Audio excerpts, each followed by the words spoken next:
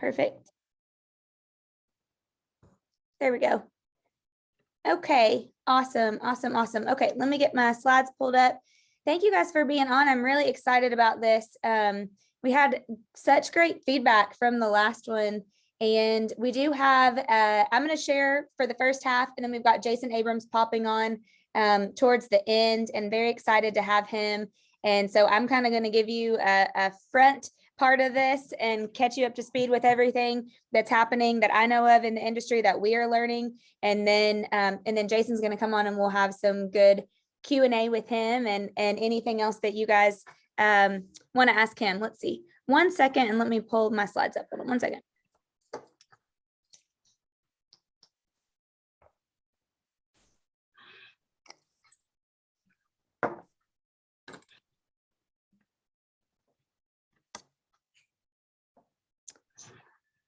Okay, here we go. Let's see. Can you see the slides? Yes. Okay, perfect. All right. Okay, guys, let's see. Abby, are you going to let people in or should I click? Yeah. Okay. Okay, cool. Okay, so let's get started. We got a lot. Thanks for being on again. If you missed the part 1, which we did a couple of weeks ago, Abby's going to post in the chat the link to part 1. I'm going to share with you a couple of the same slides. Some of them Gary has updated that I've been able to get, and then I've gotten some from a couple of other leaders and economists that I really trust and like to follow. And so some of them are going to be updated, but if you missed part 1, definitely go back and watch that so you can get up to speed on that, and she'll post that in the chat. So why are you here today is always a really great question.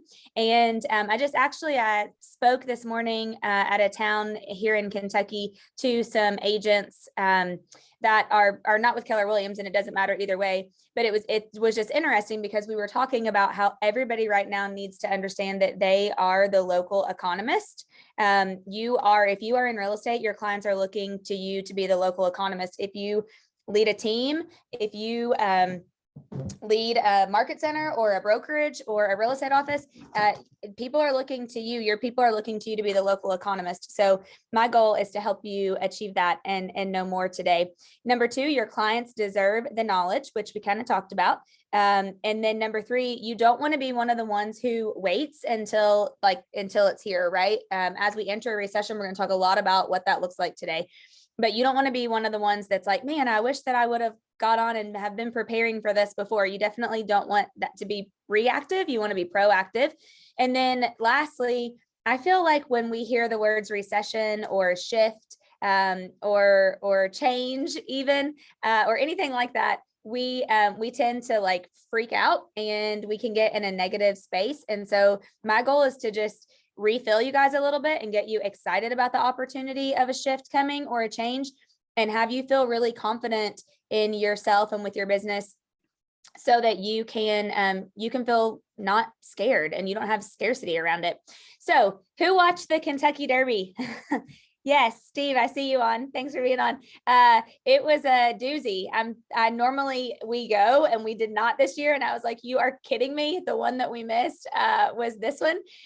So one of my friends, good friends, Scott Toller, he is an OP in another market. He's awesome. He shared this and sent it. I actually saw it on his Facebook last night, or he posted it. And I was like, okay, I have to show this tomorrow.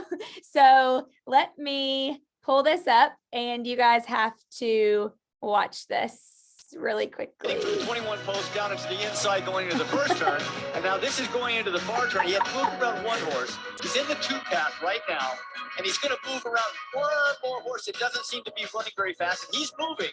So Sonny Leon guides in between horses, and now he really starts to accelerate, and he'll move back in. As he approaches the middle of the turn, watch him move back to the inside rail. That was a really big move right there, because then the table is set for him to just run up the rail as the other front runners tire. Epicenters 2.5 lengths in front there. He was further back than usual early, but he handled it beautifully. Look at that. To the lead. Sandon had a dream trip along the rail. Most of the race, he swung out perfectly. It was the battle between the 2 horses we thought were the best. And out of the clouds, a lightning strike. strike. From the 21 post down to the crazy, totally crazy, right? And how funny is that, by the way, crazy market and the shift coming. And isn't it just how that happens? Those of you who have been in a shift before, right out of nowhere. And then you're like, man, all these houses are sitting on the market and our days on the market is increasing. What is happening? So I thought that was fun to share. And it's yes, Jenny, you took the words right out of my mouth. It was the perfect analogy. So I messaged Scott at like midnight last night. I'm like, I got to share this tomorrow. Are you okay with that? He's like, yeah, share away. So, okay, let's dive right in and just update you on what's going on with the industry. So unemployment, this is a new-ish slide through the end of March. Through the end of March, unemployment ended being right at 3.6. Anything below 6 is good. Below 5 is great, and below 4 we're ecstatic, right? So even though it feels like we are still in this great resignation, which we are, and I shared with you guys last time, which is a thing on Wikipedia now, by the way, the great resignation, unemployment is still great. It's still at a fantastic spot, and we'll probably likely continue to see that. GDP, the number that you're looking for is 2%. That's it. So Gary always says 3% is better. 4% is like the economy is rocking. And I think that's how most of you would agree. That's how we felt lately. It seems like the economy is rocking. At the end for all of 2021, GDP ended at 5.7, which is just off the charts. And we did, however, Gary just shared this and I did some research on this. We did just have Q1 of this year was the first negative quarter of GDP that we've had. However, Gary doesn't really believe that that's going to continue. We think that it kind of did that because of everything that's happening with the war. And also remember, we've still got, how many million? I can't remember how many millions of people. I had it in the first, in the Zoom, the first part one of this, that are in Shanghai that are shut down because of COVID right now. So that's shortening and stopping all of the supplies. It's creating restricted supplies. So a lot of economists will tell you that they believe that that's what has had our negative GDP for the first quarter. However, as those things kind of start to loosen and as they push through COVID in China, then that will likely change. So these are the magic numbers. And you guys, in full transparency, I never knew this. I didn't know what these numbers were supposed to be or what the magic numbers were, any of those things. And I'm just grateful that I've been able to learn this, from Gary and from Jason, and just starting to study and pay attention to the market. These are the magic numbers, and you guys should know these because they have a massive effect on our real estate industry as a whole. GDP, you want it to be right at 2%. Inflation, 2%. Real estate, that steady line is 4%. And then unemployment, anything below 6%. If we can stay at or as close to these numbers as possible, then we're good. Usually everything's, we feel like the economy is doing good. People aren't stressing. They can find what they need at the grocery store and all the things, right? When we aren't at those numbers are when things begin to shift.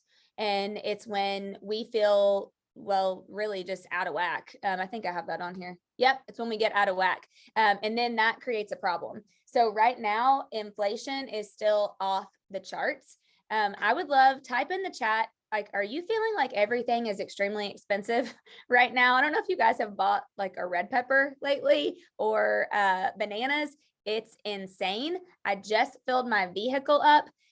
Yes, Jenny, 4% appreciation. Yes. Okay. You guys are, yes. Adam trying to plan a wedding. Yes. Oreos are $6. It is insane. I just filled my vehicle up and it was $109. I'm like, are you freaking kidding me? So, inflation is just, it's nuts right now. And that is the problem. The part 2 problem of that is what Gary keeps sharing with us. And these are the things that, even if you know this, it's good to hear it over and over again so that it sinks in and you actually really get it and you understand it. Because what happens is we can't produce product to keep up with the demand. And so that's where we are today. So we have restricted supplies everywhere. And will people be able to even get the groceries that they need, which we kind of talked about? And really, that's a real question. I don't know if you guys are experiencing this, but at Whole Foods, like everything in the frozen section was out last week. So, so just to reiterate, these are the magic numbers. These are the numbers that you need to know. The CPI, for the several of you asked this last time, it stands for Consumer Price Index. It's currently right around 8.5, and we haven't seen this number actually since the 80s, I believe, right around 1980. And that's just not a number that we can continue to live at. Oh, I'm looking at the chat right now. Don said, fill up a quarter of a tank now, make it seem more reasonable. Yes, totally. Bag of cherries for $16. Holy cow. Yeah. Oh, food. Thank you, Kim. Oh, Jason, you're on. Awesome. Okay. Hey, Dana, I'm early. Can I screw up your flow and go earlier in the day than later? Yeah. Yeah, absolutely. I didn't mean to. I only because I'm getting Wait, called. hold on. I can't see you. We're trying to spotlight you. Hold on. Oh, I'm here. Sorry. Hold on. Abby, do you see him? Hold on. Oh, I found you.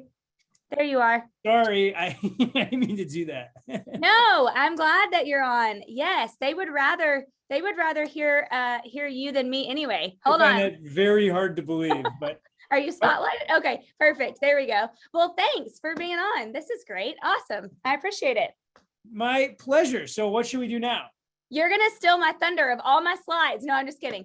No, that's great. So I was just sharing with them kind of where things are going with the industry. Why don't we just start with you sharing your perspective and kind of what you guys are saying? Because I'm getting all my info from you and Gary, and I just feel obligated to take it back and share it because I feel like so many people don't get this great info.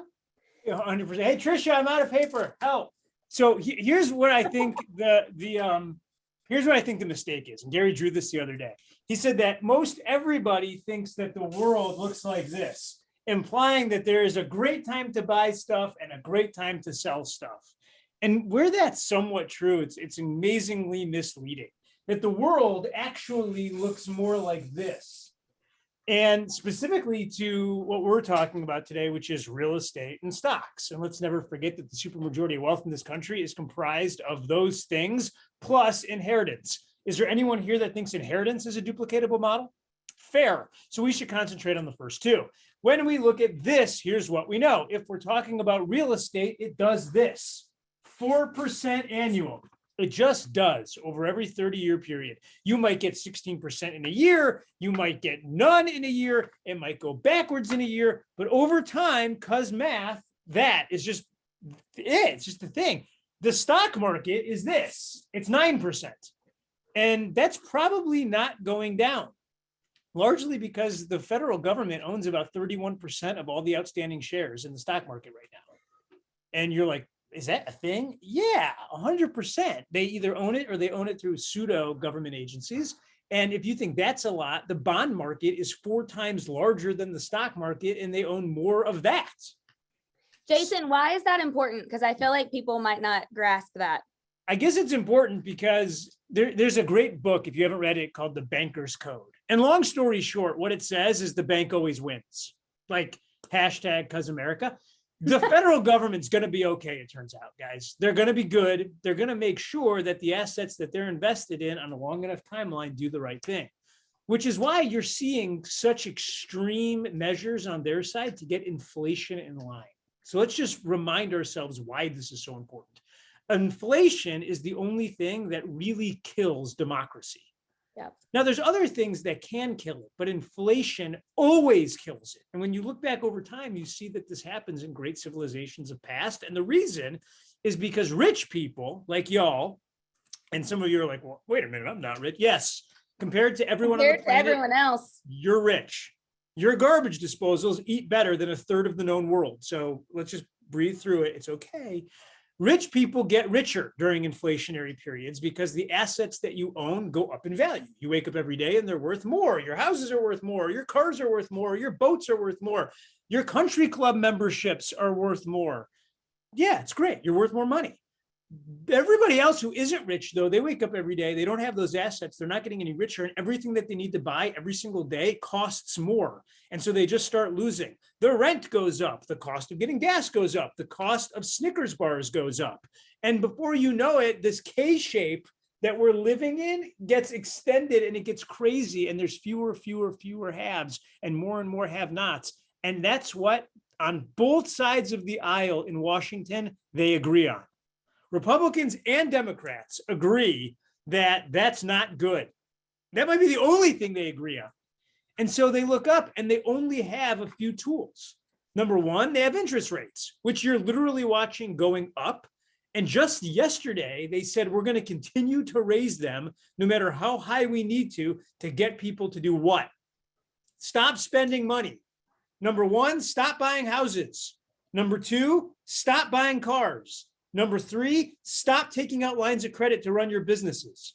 That's what they ultimately want to stop. And you are looking up and you're like, whoa, I don't sell cars yet. But that housing thing seems interesting. Yeah, I get it. It's that's us.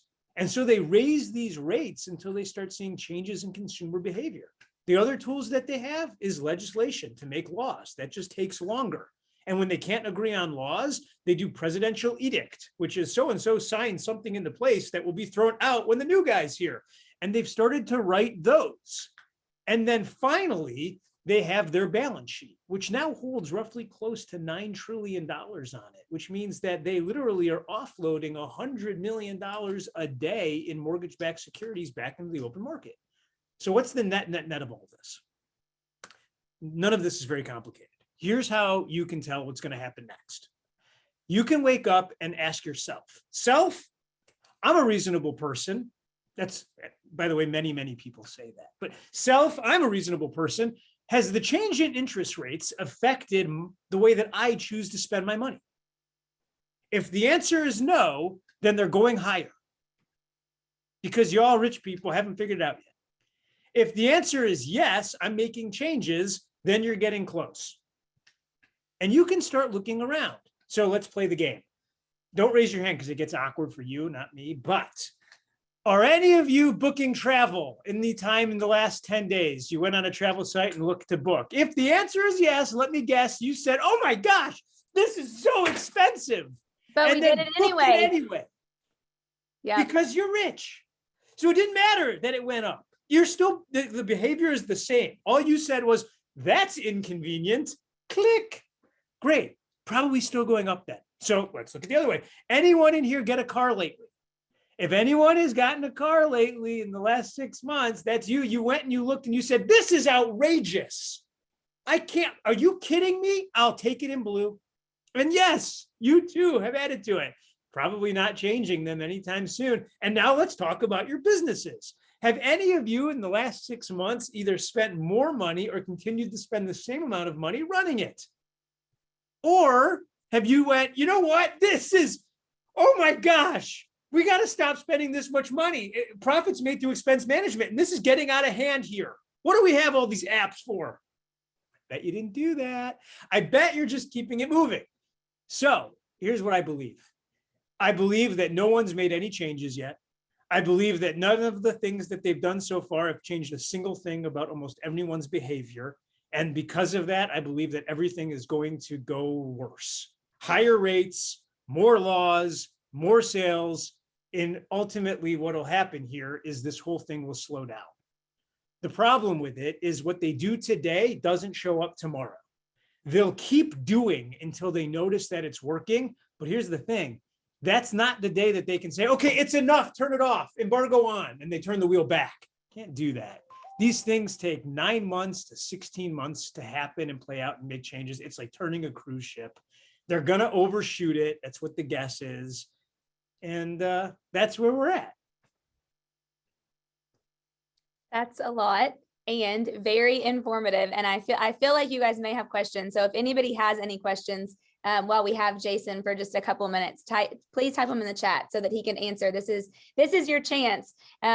Jason, okay, so if I could just ask you a couple of quick ones, and may or may not, have a perfect answer to this, but what do you think is the one thing that as realtors, as business owners, they should be focusing on today, right now? Sphere of influence. Anybody that has a sphere of influence-based business on repeat and referral is the bedrock of the real estate industry, and you have the most secure businesses in the industry. And anyone who tells you different is trying to sell you something. Because the truth of the matter is, even the biggest teams on the planet have a core base of SOI, and here's what I believe. When times are really good, everybody spends less time loving on their SOI, their repeat and referral business, than they should, because they're just busy and the phone is ringing. And so this is the moment right now to shower extreme love and value on your sphere of influence and your past clients. And if you own a market center, on your agents. Okay, well, that's great. Yes, database is everything right now, totally. And you just walked right into Maria's question, which is how can we help our agents see it before they feel it? And that's like the number one reason why I keep doing these, because I'm like, you guys, we have to understand it now. What would you say to that?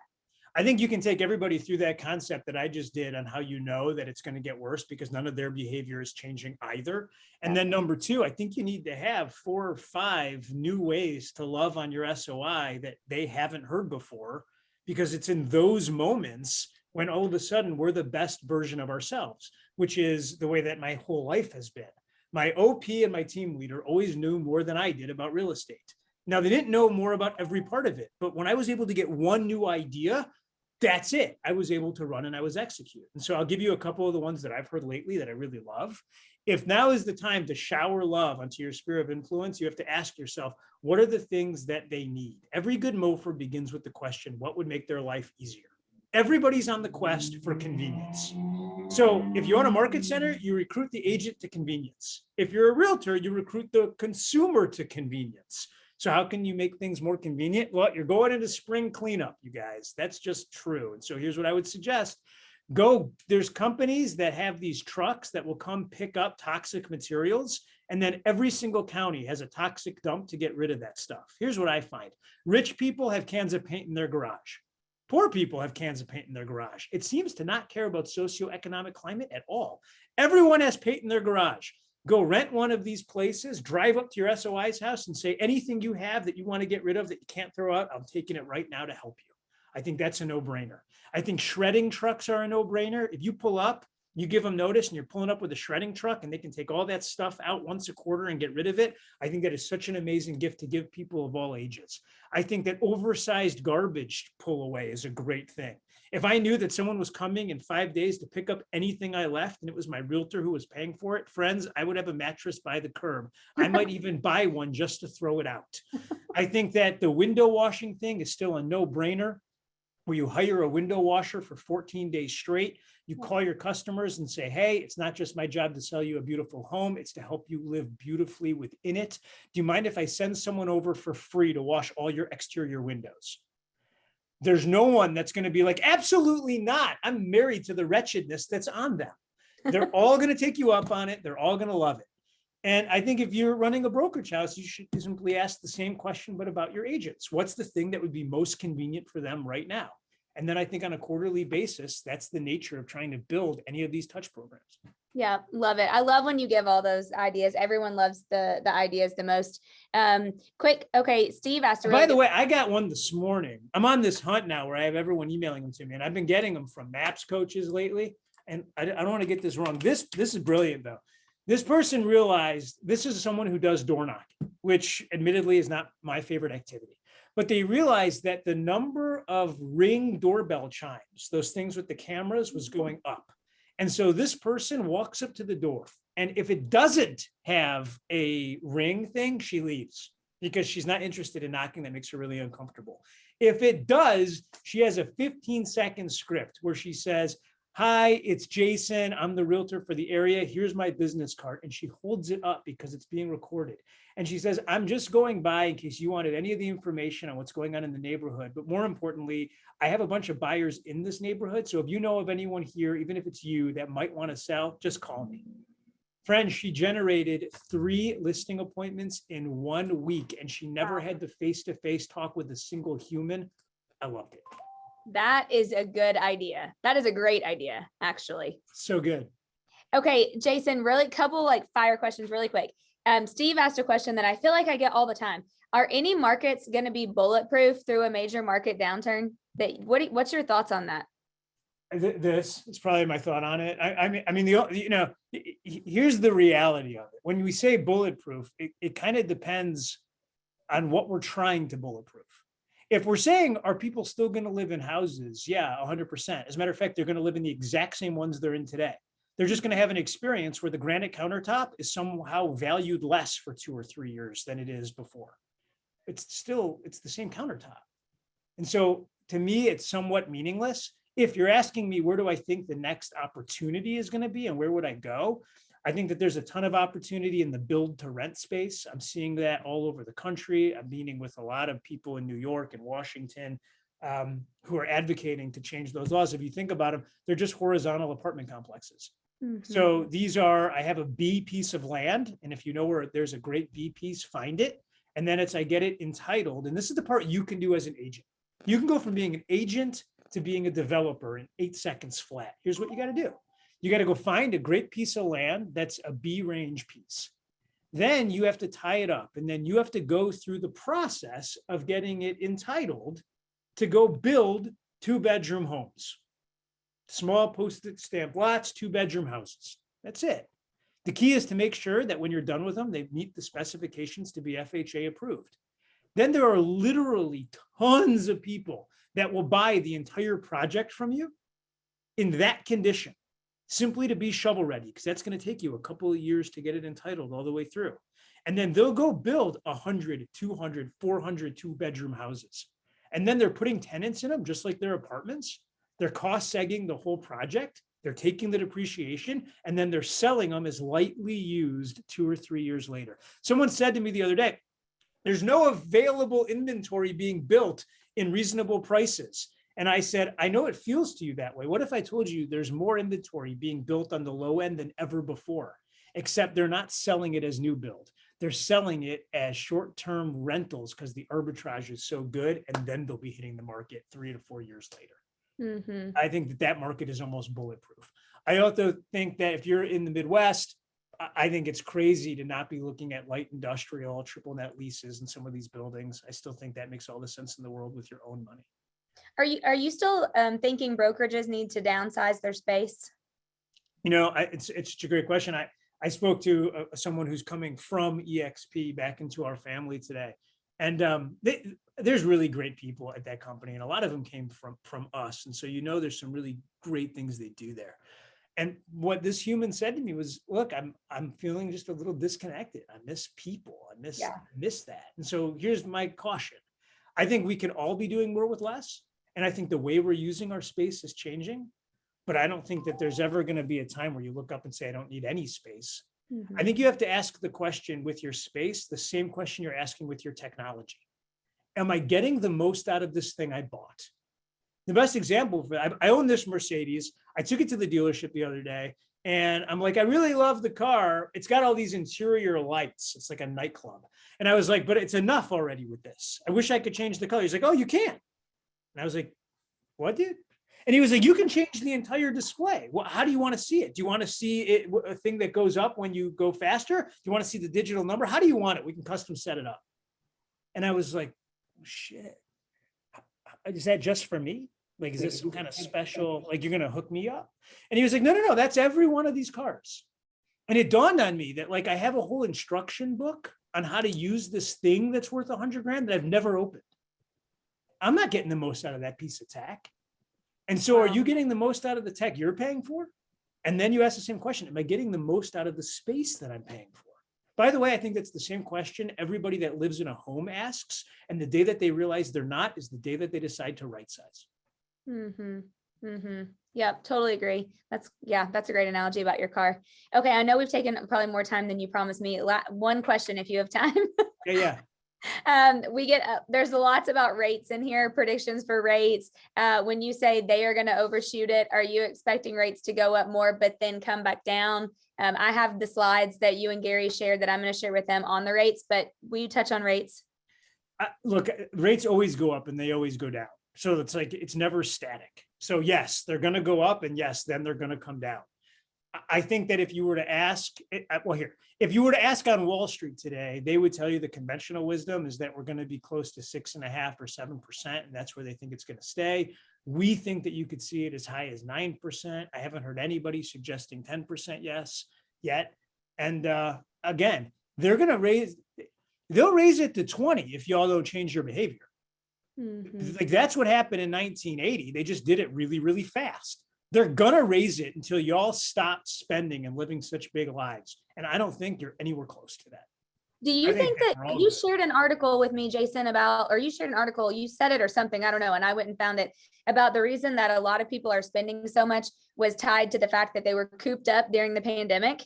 And then as soon as like they were able, everybody was just like the floodgates open, everybody's doing I think there's a lot of that, but here's the thing, like you saw all that spending in the home sector. So you look up and you saw companies like Home Depot and Lowe's go through the roof. You saw Walmart go through the roof. You saw Target go through the roof. Because if I was to tell you that we were going to go through a period of time that sucked so much that going to Target was going to be like the day, like, what are we doing today? We're going to Target. Yes. That actually happened. That's how tired of being at home we were. Like, that's a real thing. What if I told you that people were going to be like telling other people and making social media posts about the exercise equipment they bought? Oh my God, Cody Rixby, we bought a Peloton, tell the world about. That's how screwed up we all got. That's all over. And I'm not saying that the pandemic is over, and I'm not saying that people aren't still getting sick, and I'm not saying that we shouldn't care. What I'm telling you is that you're now watching the transition between the amount of Peloton bikes that are available on the secondary market right now is staggering. They're done with it. It's enough already. They're back in the gyms. They're done with Target. They're not going to Home Depot anymore to like buy more stuff for the house. They've done every honeydew project there is to do. We've already replaced all the little tiles. They're not doing that. They're going to spend their money somewhere else, which is why you're watching the travel stocks go up at such an amazing rate right now. And you look up and you say, oh my gosh. And when you look at the market today and you say, it's a bloodbath, it's down 1,100 points. It's because we're watching behavior change in real time and everybody's reallocating the change with it. Someone said to me that it said, so, now that everyone's done talking housing, do you think things are going to get really tough for Keller Williams? And I looked up and said, it's the craziest thing. At a moment in time where our single greatest strength are our operating partners, our team leaders, our MCAs, and their relationships with their agents, and our in-office trainings and our ALCs and all the things that make us awesome, we haven't been able to do any of it for 2+ years. Yeah. And now it's all about to open again. And you're asking me if I'm worried? I'm hiring a 12-piece band. Like, I think it's going to be awesome. And I also don't think that any of us realtors have to take part in whatever quote unquote recession is coming. And here's what I mean. None of us have to go win on a national scale. Yeah. The only place we have to win is with the 500 people that we know and are close to us. That's it. If you said to me, Jason, I got to go take over the entire country, I would say, good luck. I haven't seen anyone else do that other than this brand. Wish you the best. You don't have to do that. You just have to go win the popularity contest amongst 500 people or 1,000 people, or for some of you, 100 people. And the truth is, that's a fight we can win every day. That's why, and people say to me, they say, well, every Keller Williams agent sign looks different. There's a guy named the Plaid Realtor. Do you think that's good for the brand? Yes. You know why? Because the people that know and like him probably also wear plaid. It's your brand so that it is your business, and your business doesn't float on the same winds that these national ones do. So I would tell you, forget what the national trends are. Don't even think about it again. Look at your thermometer. What is going on with my people that I care about? What's going on in my socioeconomic group? What's going on with the people that are in my peripheral? And ask, what does that group need? You know what that group needs. You know why you know? Because you're in that group. Yeah. And go give that to them. And you have the single greatest mofer that anyone could ever want. Love it. Okay. Love it. See you Love guys. it. Thank you so much for having me. Jason. Thank you But so much. if you didn't get your question asked, it's jason@kw.com. I just put it in the chat. Feel free to email directly. I just want you all to know we're so grateful that you've chosen to be part of KW, and thank you, thank you, thank you. Thank you, Jason, for taking the time. I appreciate you. Don't go anywhere. Don't you guys hop off. Okay. Because I've got a whole bit of info to give you. So, okay, that was great. Would love any of your thoughts and ahas in the chat while we go back to sharing you some of these things. I will tell you, I love the ideas that he gave. I mean, he gives the best ideas. Remember, Jason is in conversation with all of the top 100 agents inside of Keller Williams, and he's hearing everything that they're doing, and even at other companies too. And he's coming back and sharing those with us. And I just think it is so good. We are going to send the recording. Yes, I promise. If you registered, you will get the recording of this. Okay, so let me go back and share with you guys a couple of things that I know that you all have been asking for, and I'll give you some stats, and then we'll share with you the recording, and then we'll go into any question time too. So the yield curve, this is not as exciting as Jason talking about window cleaning and spring cleanup. However, it is important for you to be able to know these things. And this was something new that I learned from Gary this last time. I shared this a little bit before, but I wanted to go deeper this time. The Treasury yield curve has been what's been the predictor that has proven recessions the most. It's been the best predictor so far. What we look for is the 10-year Treasury yield to exceed the 3-month Treasury yield. So I'm going to show you a graphic on the next page that's going to explain that. And I actually had it printed and laminated because Gary told us to do this last time. And whenever he shares something like this, I'm like, okay, I got to get on it. I got to share it with everybody else. So far, this has always been followed by a recession within 6 to 24 months when people start flipping. So I want to show you this. This is what Gary shared with me that I had laminated, and it really put this into perspective and made a lot of sense for me. This is the reliability forecast recessions. If you look, here's every recession that has happened, when it started, and then what the yield curve, or I'm sorry, the length of it, and then what the yield curve was. And then also, hold on, let me take you back. And then also you've got when it ended. So when did the yield curve start? When did the yield curve end? And how long was the recession? I'll send you this so you can take a screenshot of it. But the two things I want you to pay attention to here, and I want you to understand about what this tells you, because I had to really listen and understand this when Gary shared it with us. The inverted yield curve absolutely does predict recessions. So you can see this, and this is not just like we think there's going to be a recession. There are facts behind all of it. And that's what I really want you guys to be able to understand, so that when your clients are asking you, are we in a recession? Are we going to go into a downturn? You can have the knowledge to be able to give them the right answers. So it's when the 10-year Treasury exceeds the 3-month Treasury, and it's been 100% accurate on predicting recessions. So we have to keep an eye on it. What you need to look at is the length of the recessions. So if you go back, well, let's go back. Let's look at the global financial crisis, which was in 2008. If you were in the real estate business then, will you type yes in the chat, just so I can have a gauge of who was in the real estate business during the last downturn in 07, 08. Okay, lots of you. So it says that it started in January of 2008, yet the actual yield inversion started in August of 2016. Really, Gary believes, and what he shared with us is a lot of people started feeling it in Q4 of 2005. I actually was in the new construction industry then, and we definitely started to feel it then. Gary said that he remembers the start of going up then on the market. It really ended actually in May of 2007. But here's the crazy part of it. We kept feeling it until 2010, 2011. I think almost probably all of you would agree with that we're in the business then. Yes, Jen, you were in 2009. And so the definition of a recession is when you have 2 straight quarters. So 6 months of a decline in GDP. So 2 straight quarters of a decline in GDP. What a lot of economists believe is that that's really hard to happen, it doesn't happen a lot, which is why you don't see a lot of recessions. So we technically can feel it in the real estate industry before the government actually comes on and declares we are in an official recession, if you will. A lot of times we will be the first to feel it. And that's a big reason why I'm very passionate about making sure that you guys understand this, and that anybody in our offices really understands this, because we're going to feel it first.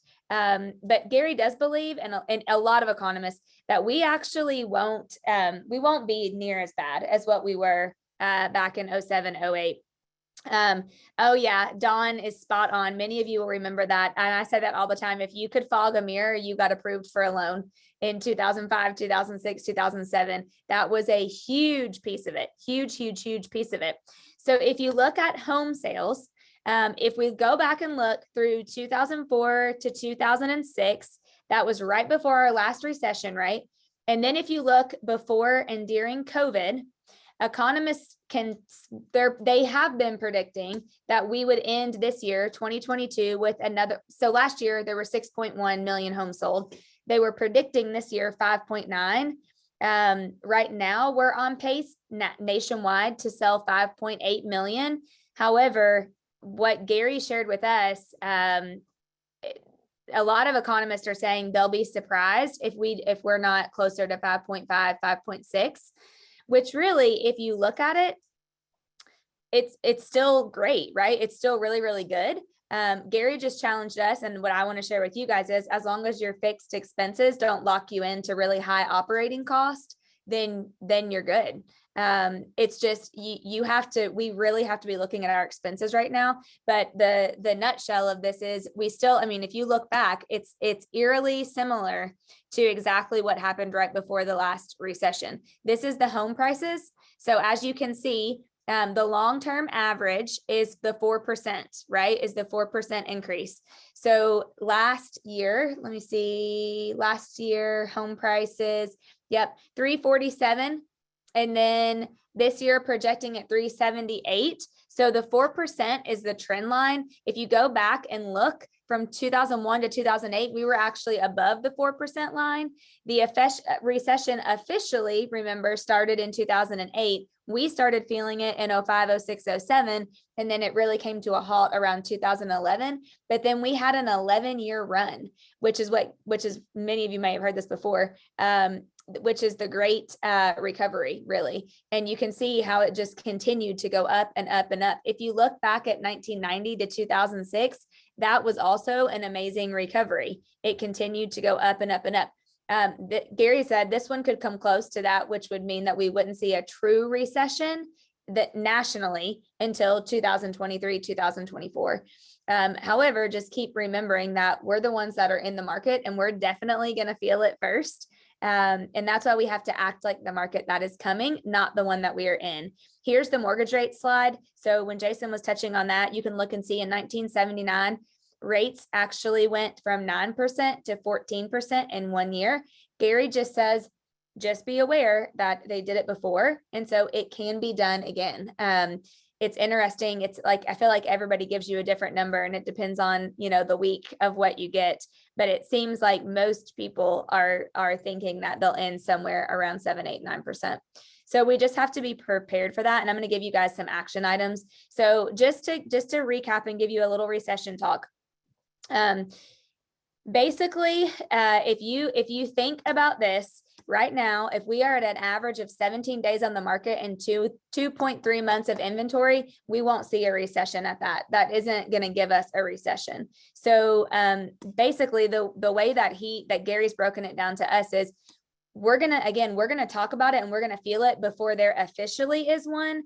But you just need to be aware, and you just need to not be mistaken when we find out that one is definitely coming, because just like Jason said, they're going to continue to keep raising the interest rates. They're going to raise them until people stop buying, because they have to slow it down. And when you go back and you look at the rates and you look at them historically, that average is between 7 and 8%. So we definitely shouldn't be surprised if we get back to seeing that. If you guys know today or have heard in the last day or two what you're seeing them at, type it in the chat. I would love to see that. They'll just continue to raise them until we stop buying, and they want the economy to recede, which is again kind of what Jason said. And that's kind of what will push us into an official recession. Sarah's saying 5.5, between 5.35 and 5.6 has been kind of what I've been seeing and what everybody's been saying too.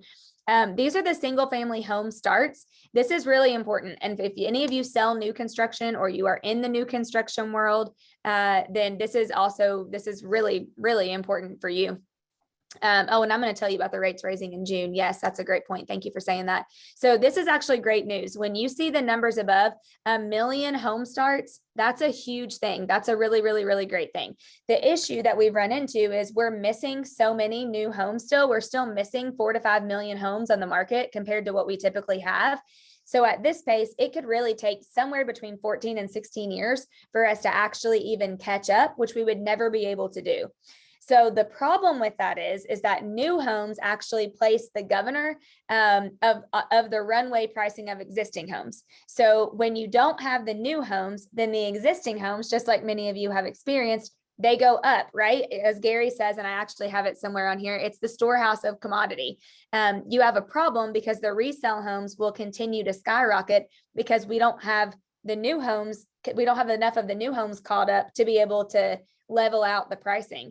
A lot of people believe new construction will still be on a great run because our inventory is low. Remember? Well, we still sold 6.1 million homes, so it's not really low. We have a days on the market problem. However, when people can't find what they're looking for, then what do? They go and build. Oh, that's interesting. A couple of builders have started build to rent communities. They show us as new home starts, yet they won't ever actually hit the market. I have heard that actually in several different markets. So it's interesting because, actually, and with Jason bringing up the build to rent space too, the new home starts though, that's a big part of it. I heard Gary say this and I really wanted to share this with you. This is probably one of the most important things today. The bottom line is that we have been in a speed-based market and now we have to get into a skill-based market. So even if you've been in the business a long time, you still have to be working on your skills because it's a different set of skills. It's a different skill level. We've been in a market where everything has been so fast, right? And remember, we just saw 82%, I believe it was, of sellers, according to NAR last year, only talked to one realtor when they went to sell their house. We've just been in a speed-based market. We've had to hurry up and get as many offers as we can, get them in the house as fast as we can, get the offers as fast as we can, all of those things. It's been speed, speed, speed. And now as soon as we enter into a shift, we're back to the skills. So don't forget to take time to sharpen your skills. I know for a lot of us, not me, because I love it. I would be in every training, but for a lot of agents, it's hard for you guys to pull out of your business and actually learn. And kudos to the 170-ish of you that have been on this today that are learning, because my goal is that you're sharpening your skills. This was shocking to me. Tony DeCello shared this with us. Kim, if Alexander, if you're still on, you gave such great info for the Indianapolis market, and I just loved it. So many of you have heard of Blackstone. If you haven't, you should, and you need to Google it. And you need to understand Blackstone. Their goal is to buy 50% of the real estate market. The renters are going to be at the mercy of these heartless corporations who only care about the rent and the cash. Think about this. Traditionally, and where we are right now, 63 to 64% of people are capable of owning homes. We actually got up to 70% in 2007, 2008 of people who owned homes. And then what happened is the question of what you guys need to understand on, right? That's when everybody got foreclosed on. So we had that gap. Just that 7% gap created the times where people actually, all the foreclosures started coming up because they couldn't afford the house, right? It was just like Don said, if you could fog a mirror, you got approved for a loan that you couldn't afford. We had all those 100% loans. People didn't put any money down, if you remember those times. And then in 2007, 2008, actually Blackstone bought thousands of homes during that time. They came in and they scooped them all up. Many of you, this is a hot topic, saw that Zillow shut down their iBuyer program, right? Do you know what they did with all the houses that they bought? They sold them all to Blackstone and to other corporate investors, all of these corporate investors. And the interesting thing about that is they were originally only going to buy them for 5 years and then they were going to flip them. However, they've never come back on the market. We're not going to see a lot of them on the market because they're seeing such great rent. They're crushing it. The rent prices have gone so far up. I don't know if you guys are experiencing that in all the markets that you're in, but I know Diana is on here. I saw her earlier. I think Josh was too. I mean, you guys know who deal with a lot of property management. Rents are through the roof.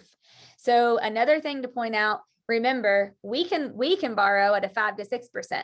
Blackstone can go and borrow at a 1%.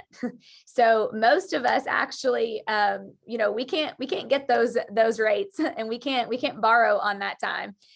So yeah, Patty said rents are crazy high. And the crazy thing about that is, and this is what we talked about, most of those homes, they're not even going on the MLS, you guys. So Kim actually shared the best thing. And Kim, I was so glad when you said that, and it gave me a reminder to share it today. So thank you. But as a great value add for you as a local economist, as an expert, as a realtor, as a business owner, you should be going and sharing this stuff with your buyers. Go to your PVAs, go to your tax sources and pull this information and help your buyers, because you then become a trusted advisor to them. Think about right now, they may not need to be going that far over list price. They may not need to be borrowing all that money from a family member, or, doing all these crazy no inspections and all this other stuff. If we were looking and pulling our own comps of homes that are selling off market that aren't going through the MLS because these corporations are buying them at a cheaper price, it's definitely something to look into. Kim, okay, let's see what Kim said. Marcus and Millchap reported that nationally apartment rental rates went up 20%. Wow. From August until December. Huge, massive, huge. So I just want to make sure you guys are in the loop with that. So here's a really great example, and I got permission to share. This is from one of my friends, Jonathan Crompton. He's a great agent in the Charleston, South Carolina area. And I got this email from him yesterday morning at 11:31, and I read it and I responded and said, "This is so good. Can I share this tomorrow?" And he's like, "Yes, you can."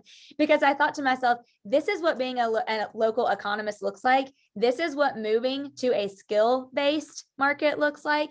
And this is giving valuable information to everybody that's in your SOI. It's just like Jason said, the number one thing that he encouraged us all to do is to go back and get into our SOI. I'm happy to forward this email to anybody, but I took like a little screen recording. He basically said, "Hey, what's going on? Hey, everybody, what is going on in the real estate market is probably the number one question I get, aside from how come you have such great hair?" Okay, he really does have great hair. That question can be answered in different ways depending on who you encounter. He goes by and talks about the market, how inventory is. Hold on, and it'll scroll. Here we go. He gave them factual information. He broke it down. First, we have the highest interest rates we've seen in over a decade. However, with interest rates creeping up, he believes that they will see less inventory. He gave a little video, average sales price, average days on market, average months of inventory, new listings. Sorry, that's kind of makes you dizzy, doesn't it? Homes under contract, closed homes. And so then he ended with, what does all this mean? And he gave his synopsis. And then he said a great thing. If you would like to have a conversation or understand this, please call me and I'm happy to chat about it and just walk through it with you. This is what we have to do. We have to become the local economist, because you guys, people don't understand this stuff. A lot of our clients, I joked this morning and said, I used to send emails all the time that had average DOM. And one time I had a client respond back and said, "What the heck? I feel so dumb. What the heck is DOM?" And I'm like, "Oh yeah, duh. They don't know. They're not in our world. They don't know the stuff that we do every single day." So I just want to encourage you. These are the people like Crompton that are going to take market share. These are people who are going to take advantage. These are the agents that are going to take advantage of the opportunity during a shift. And they're going to be the ones that are going to take massive market share. So I just have a couple more slides to share with you. Gary brought on a guy, his name is Roe. He owns Conversion Monster. I thought he did a great job. And so this is all from him. None of this is from me. I'm sharing all of this from him that I saw on a Zoom, but this is just great information for you to think about as you hear and think more about your leads and your lead sources with the industry and where it's moving to. So they do a ton of research, and Conversion Monster is doing, oh gosh, I have it somewhere. I don't even remember how many leads. I mean, it was a ton of leads. I'll try to find it and share with you, but where is it? 1 million leads, 45 different lead sources in less than a year to convert was kind of their thing. So here's the proven cadence to maximizing lead conversion. Speed to lead is still king. Call the lead in less than 5 minutes. That it has to be. 17 touches in the first 10 days are what they have proved to be the highest conversion. That's 5 calls, 5 texts, and 7 emails, all in the first 10 days. 76 total touches over the next 12 months. And I've listed those out for you guys in case you want to have them. 11 calls, 28 texts, 29 emails, and then 8 RVMs, which is a realtor valuation model. We don't have time to go through that today. You'll have to look it up if you don't know, but think about what if you just did CMAs with them, and you just went ahead and were doing comps for people, and you were dripping on it and touching them. If you look at the touches per lead type on luxury, they're touching them lighter, right? Because it's a different clientele. Leads from Facebook they're touching them about a medium touch. Pay-per-click, high touch, and then inquiries, those are high touch too. Those are people that are just reaching out to you based on their cadence. The average lead registration day to opportunity inquiries is about 100 days, pay-per-click 17 days, Facebook 23 days, all leads average of 17 days. You guys, a lot of what they shared, Facebook leads are really dominating still. People are seeing great success with the Facebook leads. This was really great. This was the number of attempts needed for an opportunity. And on average, they're needing 12 attempts now on a lead for an opportunity. And it was a mix up of 4 calls, 5 texts, and 3 emails. How many of you, if you were being honest, you don't have to type it in the chat or raise your hand, give up and stop after like the 2nd or 3rd time that you reach out to somebody? I think a lot of us do that. But this to me is just going to prove to you that as we enter into a downturn or a shift or recession or whatever word you like to use, that doesn't sound as scary, 12 total attempts. We got to get back to a place where we're really touching people more times. Lead conversion timelines, 32% of opportunities occur in the first 5 minutes. So the very first call. 50% occur within 2 calls, and 77% happen by call number 4. He said the average agent calls a lead 1.5 times, missing out on 68% of the opportunities. Remember, a lead that is sold to 12 different agents. That was a stat from last year. So if you aren't picking up on the first call, you missed out on 68% of the opportunities, because 23% of your opportunities are happening after the 4th call. This was insane to me on your database. And I want to share this with you really quick. He called this the data decay. At least 30% of your customer contact data decays every single year. On average, 9.8% of people move every year. 88% of CRM users admit to entering incomplete contact information. I believe, you guys, that the days of entering incomplete contact information or not getting every single thing that you possibly can are over. You need like their dog's birthday. I mean, you need everything. I don't know, somebody's unmuted. You need every single thing that you can find.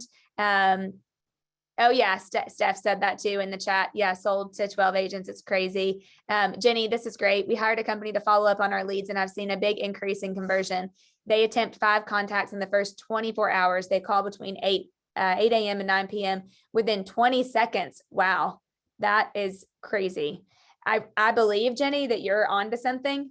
I think that you're smart for doing that, because I'm just telling you guys, other people are going to do it, and they're going to answer, and they're going to get it. This is your data bank. 1,000 people, if you have 1,000 contacts in your database, 300 become outdated each year, and 98 move each year. So after 2 years, this is nuts, up to 796 of your contacts could be worthless. So you really need to think about your data that's going in and keeping up with them. So I know I might run a couple minutes over, but just to give you a couple quick action items and to kind of drive this home, I feel like I'm going really fast, but Gary asked us the question, can you morph your business before someone else takes it? And then I thought, from talking to Tony DeCello, or better yet, whose business can you guys go buy? There are going to be a lot of agents that are not going to want to go through another recession, period. They aren't going to want to do it. I mean, some of you may be on this call. They aren't going to do another shift. They don't have the energy. They don't want to do it again. They don't want to learn the tech. They don't want to hire somebody to call in 20 seconds. So here's what we've got to think about right now. And I want to leave you guys with this. The one thing you should be doing, other than some of the things, so it shouldn't say the one thing, one of the things is creating urgency with your buyers. So when our clients hear the rates are up, here's what they think. They think that they missed an opportunity. They think that they've missed the moment. They're like, well, crap, the rates are up, so forget it, right? I'm done. And that's not the case. That's not accurate. And we want them to know that it's still a great time to buy. We have to be the messengers to that. We also have to be a calming voice. So make sure that when you are on social media or you're doing different, client events, or you're engaging through your emails, that's why I love Jonathan Crompton's email, because he was giving the facts. He made them feel good. He made them laugh in the beginning. It didn't come from a bot. You knew that it came from him. It sounded just like him. If you know him and you read it, spot on him. And I just love it because he was calming them. He was giving them information, but he was actually giving them what's accurate. We have to help them right now overcome buyer reluctance, and we have to tell them that they haven't missed they haven't missed out on an opportunity, right? I love this Jim Rohn quote from Shift. If someone is going down the wrong road, he doesn't need motivation to speed him up. He needs education to turn him around. So I really encourage you guys to go in, even if you don't read Shift, at least I'm reading this to the people in my market centers because I know some of them won't read it. And so I'm going to read to them the most important parts, but go in and just read Tactic 9 right now. You don't even need to read the whole book. Just read Tactic 9. It's like 20 pages maybe, or less than that. And it's all around creating urgency for your buyers. The 3 ways that you can energize your buyer urgency right now: become the local expert. You have to become the economist of choice. I hope you guys have just taken notes today and you go back and you watch what you didn't get so that you can send this out to your clients. Let them think like, holy cow, when I don't know what's going on in the market, but my realtor, Jonathan Crompton, sure does. And he knows everything. He's a local economist. Help them tap into their why. Why do they need to go ahead and move? Or why did they want to move in the first place? And then address the buyer reluctance, because that's going to be huge. We've got to keep addressing their reluctance. And then in the book, there's 4 strategies to overcome it. Talk about, why do you want to wait? Someone just asked a question about new agents in the chat, Bobby. This is such a great thing for you to think about as a new agent too. Talk to people about, why would they want to wait? Trade up, less is more. Find the best buy, get while the getting's good. So here's the last thing I want to talk to you about really quick. I know I'm running out of time. If you have to hop off, you'll get the recording. Things you should be saying to your buyers. How ready are you on a scale of 1 to 10? What budget would you like to stay in? Is paying off your home important to you? And how quickly do you want to get that done? Here's a big one. How long do you plan to stay in their house? Because if it's not their forever house, who cares about the rates? Just take advantage of the market and get them into something, right? The feds meet again. I heard this from Tony DeCello. I think this is accurate. I did not Google it, so just double check me. I believe they're meeting again on June the 14th to elevate the rates again. I would be going and talking to every single buyer that you have and saying, we need to get you under contract before June. We need to get you locked before June 14th, before they're going to raise them again, right? Don't freak them out. Just educate them and let them know that that's what they need to do. Abby, I think you have this. Here's the books. I've been sharing these that Gary has really encouraged all of us to be reading right now. Abby's going to post the link. There we go. You can click on that and they're all on there in order. You can order them. I have not read this one. He just told us about last week and I haven't read it, but I just got it. The Hard Thing About Hard Things. And then what did, Jason said another one earlier that I don't have. So I'm going to have to go back and get that one too. Oh, okay. Perfect. We'll go back and get it from the chat. Yeah. So, we'll find it. We'll add that to the list and we'll send it. I don't have time to go through this because we're over time, but I just want you guys to ultimately really be thinking about, we'll talk about this on the next one, but be thinking about how you can continue to be a local economist. What do you need to understand more? What do you need to learn more of? And let me know in the chat if these are helpful, because if so, I'll keep doing them. It takes a lot of research on my part, but I'm learning at the same time too. Hopefully you guys are. I just take this back. If you lead a team or a market center, take this back to your people. If you are an agent, take it back to your clients. Let's not let the company that rhymes with Billo and starts with a Z come in and take our clients. You go be the local economist and you educate your people and you pour into them and get their windows cleaned. I wish we need to clean ours, Adam. So maybe Crompton should do that for us. And do the things that you need to do to be able to hold on to your sphere of influence. So thank you guys for being on. Sorry, we ran a minute over. Hopefully you guys got a lot of value. Jason was awesome. Shoot him a message and tell him thanks because he is very busy. And I appreciate you. If I can ever do anything to help, just let us know and we'll send the recording. Thanks, guys. Thank you. Have a great day. See ya.